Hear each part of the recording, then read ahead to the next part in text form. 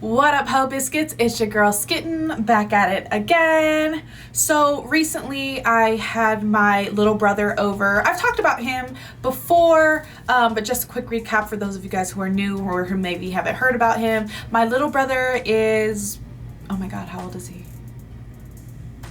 Whatever. My little brother is in his 20s, an age that I cannot currently recall because I'm old now, I guess, but he is mentally and physically disabled, so it's more like he's like 4 or 5. Anyway, had him over the weekend, and he really wanted to watch Mickey Mouse Clubhouse, and I was like, okay, sure, fine, whatever. You can watch Mickey Mouse Clubhouse. Tell me why I put on Mickey Mouse Clubhouse, and then that boy went to sleep on my couch. Full on went to sleep, pillows, blankets. I went upstairs for a second, came downstairs. Chavez was tucking him in. I was like, what's going on? I thought you were going to watch Mickey Mouse Clubhouse. He said, I am watching Mickey Mouse Clubhouse. Then proceeded to completely cover his head and go to sleep, snoring and all. But then every time I tried to turn off the goddamn Mickey Mouse Clubhouse, because there's only so many times you can hear, oh, toodles. There's only so many times you can hear that, okay? And every time I tried to turn it off, he would wake up and say, hey, I was watching that. Like, boy, when did you turn into somebody's daddy? That's what dads do when you try to do that shit. Like, ugh, oh my God. Anyway, I watched no less than 10 episodes of Mickey Mouse Clubhouse the other day. The song is stuck in my head. It keeps going and going and going. Anywho, since I hope you guys are doing well, I hope you guys are staying safe and sanitized. Today, we are here to watch what I believe is the final entry of extra credits, extra history series on Vlad the Impaler. This is the 5th entry. If you haven't watched the other 4 reactions, make sure you go ahead and do that. And this one is called The Living Dead. Ooh. So I'm assuming this is where we get into how kind of the myth started, you know what I mean? So I'm pretty excited about that.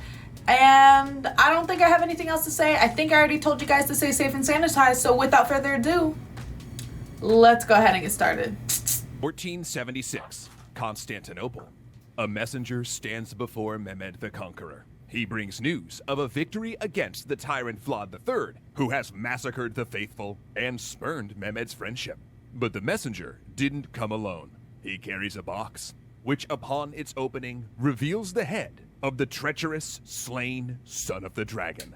Or at least that's what one story says. Because like many of the stories in this series, the accounts of how Vlad died are contradictory. What? We just know that 2 months into his 3rd reign, he fought a battle with the Ottomans and lost. In fact, it's kind of ironic that given all of the excruciating detail we have about how Vlad killed his foes, we know little about his own death. But death was not the end of Vlad Dracula. Okay. Because if there's one truth about human culture, it's this. When history doesn't provide a fitting end to a historical life, legend's gonna step in to finish the job. Makes sense. And Dracula refused to stay in the grave. I didn't think this episode was gonna be about him dying. I'm so sad. Thanks so much to CuriosityStream for helping raise the stakes in historical storytelling. Despite his relatively brief time on the throne of Wallachia, less than 7 years in total, at the time of Vlad Dracula's death, he was already casting an outsized shadow over history. For instance, do you remember back in episode 3 when we talked about the parade of cruelty and massacre during Vlad's 2nd reign? Absolutely. Well, one of those incidents that might have gotten lost in the sheer cacophony of awfulness was Vlad's massacre of Transylvanian Saxons in Brasov, an act that had huge consequences. Okay. See, those Saxons were German. And while they had come to the area a couple of centuries before, they still had family and trade ties with their homeland, which in the mid to late 15th century was one of Europe's greatest centers of printing and publishing. Now, many early books and pamphlets printed in Europe essentially functioned as political and religious propaganda. And after his massacres of Saxons in Brasov, Saxon printers made Vlad a favorite villain in their printings. Meaning, as Vlad cooled his heels as a captive in Hungary, he was becoming internationally famous for cruelty and butchery, a portrayal that only escalated after his death. Now, it's important to note that many of these stories printed about Vlad were exaggerated, and a bunch likely not true at all. In fact, we've been very careful to not draw on them too much as sources, and label said sources appropriately in the rare times that we do.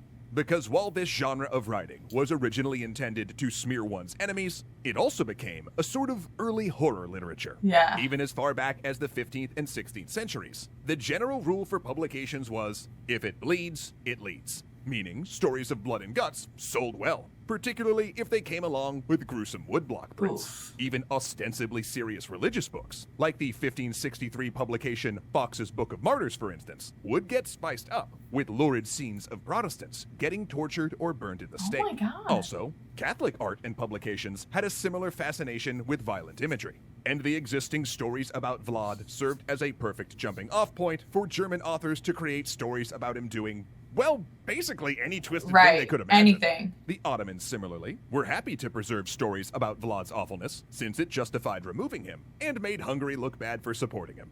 Early biographers also played a part in this mythologizing, though sometimes to Vlad's benefit.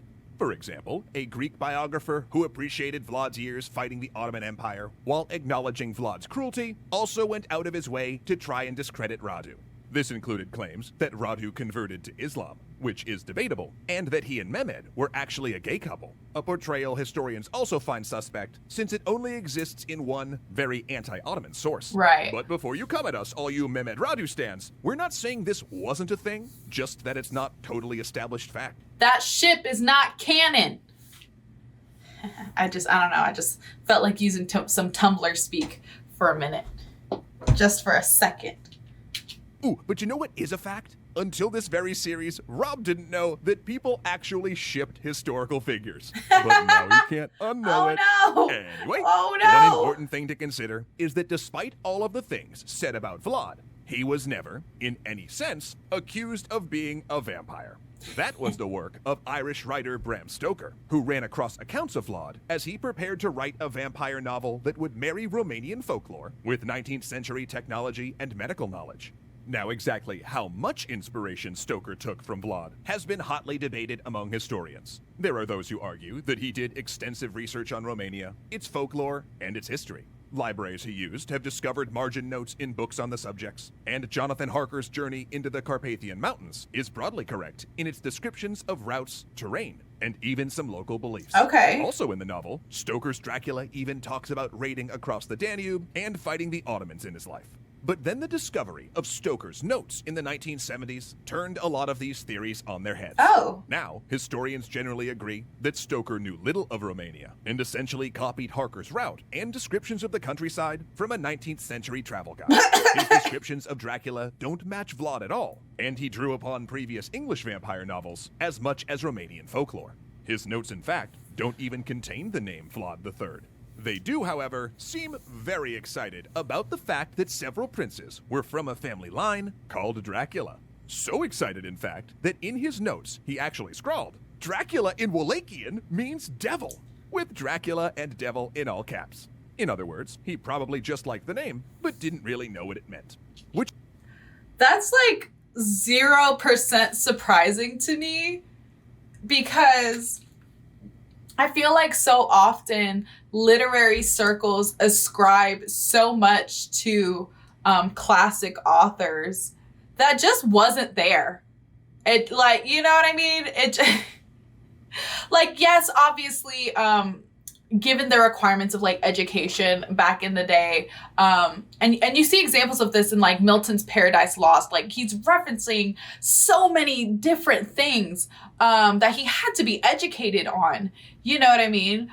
So like, yes, obviously there's some like research and references and knowledge that is required, or I shouldn't say required, but that authors drew upon for inspiration. But so often, man, they're just slapping words down onto paper and seeing what sticks, you know?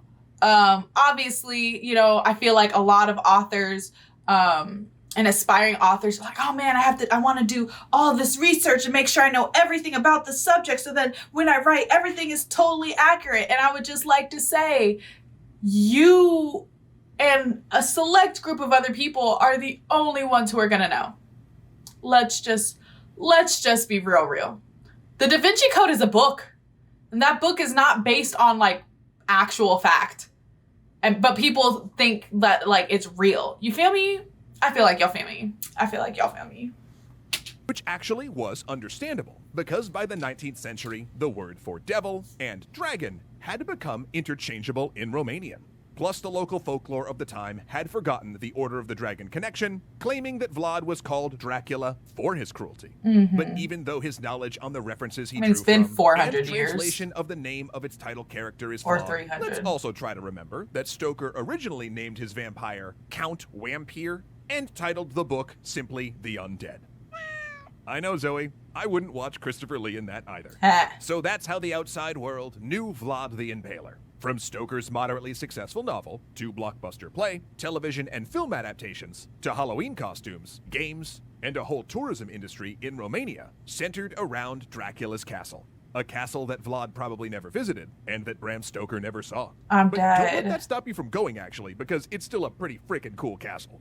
But that international fame is only half the story. Because while everyone outside Romania saw Vlad as either a psychopath or blood-drinking Victorian monster, Romania itself had its own view.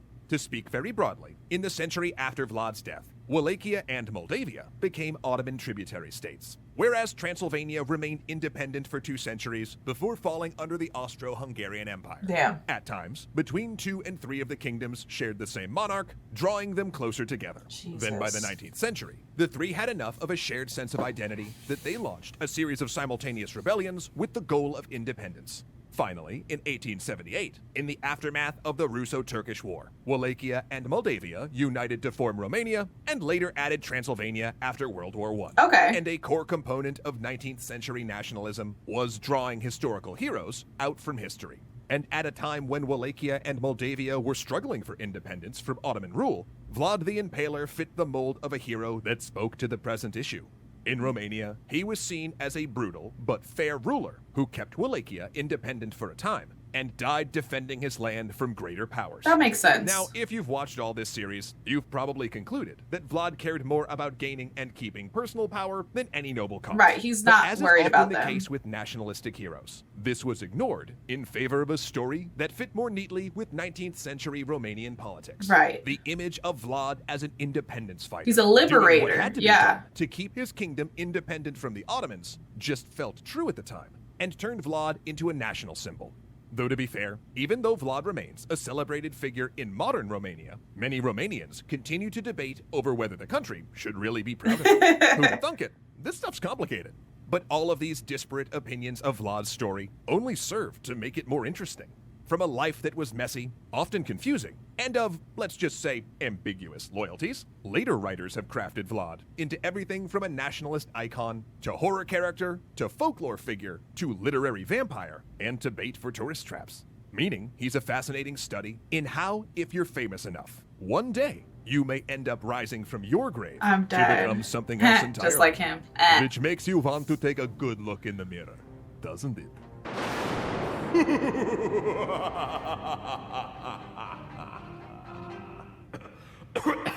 Cute. Ooh, sorry, the smoke. It got my nose. Not in the nose. That was kind of a sad ending. I actually didn't know. Not obviously I knew that he died, but I didn't know that he died essentially unsuccessfully. Also, I was kind of looking forward to hearing more of the legends surrounding him, but I know those are not they're literally legends. They're not historically accurate, so they don't really have a place here, which I think means maybe I should head over to Overly Sarcastic Productions. Let me know. Let me know if you guys would be into that. But yeah, I felt like this series was just really interesting. Like I said, I never knew. So first and foremost, I didn't have to read Dracula when I was in high school because I was homeschooled and they only had me read weird Christian books. I don't know how to explain what I had to read, but I didn't have to read most of the stuff that y'all had to read in school. So I don't think I read Dracula until I was in college, and even then it was only a snippet. They didn't make us read the whole thing. And so then that means, obviously because it was such a small part of my education, there was also no real in-depth dive into the man behind the legend. So that's what I really appreciate this series for, I feel like, 5 parts was pretty concise. I think if they would have included more of the myths and legends around it, they could have easily stretched it. But then, you know, they're also including things that are not really factual. And if you want to do a historical series, it makes more sense to just focus on the facts, especially when the facts are so interesting and there's so much going on. So yeah, it's really kind of just, you know, piqued my interest in the subject matter at hand. Anywhoozin, I hope you guys enjoyed the video. Don't forget to leave your reaction requests and recommendations down in the comments below. And other than that, peace out, Hope Biscuits. It's Skittin' Lit.